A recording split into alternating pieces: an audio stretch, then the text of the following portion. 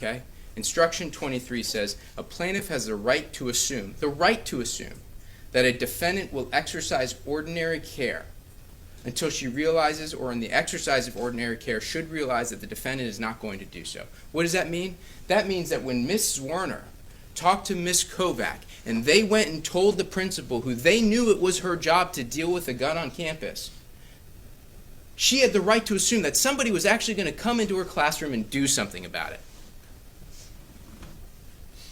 For every minute, she had the right to assume, whether it was in the classroom, on the playground, in the hallway, whatever, they had the right to assume that somebody was going to do their job and take care of her. And then they get up and say, oh, the expert's lying because she mixed up a guidance counselor with a teacher. But it's not just the expert that's lying. They're all lying. They're all lying. Ms. Kovac didn't tell you the truth. Ms. West didn't tell you the truth. Mr. Rawls, I think, sounds like they told you the truth a little bit. Ms. Zwerner didn't tell you the truth. Everyone's lying. Everyone's lying. What does that tell you about common sense? They had days of evidence where you got to go home on Friday.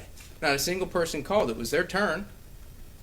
The only people they called as an expert were the people that they paid to come into this courtroom, and you're telling us that we're the problem for paying people?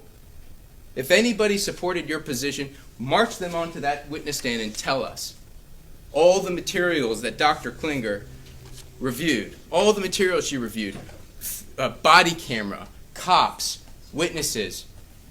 They help you? Put them on the witness stand. You didn't see a single one of them.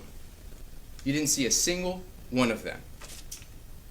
And if you didn't believe every word that was coming out of their mouth, and it's not exactly how it happened in your office, then get on the witness stand and tell us. There was all this conversation in jury voir dire about what it means to plead the Fifth Amendment. Ladies and gentlemen, somebody doesn't plead the Fifth Amendment unless they sit on that witness stand and say, I plead the Fifth.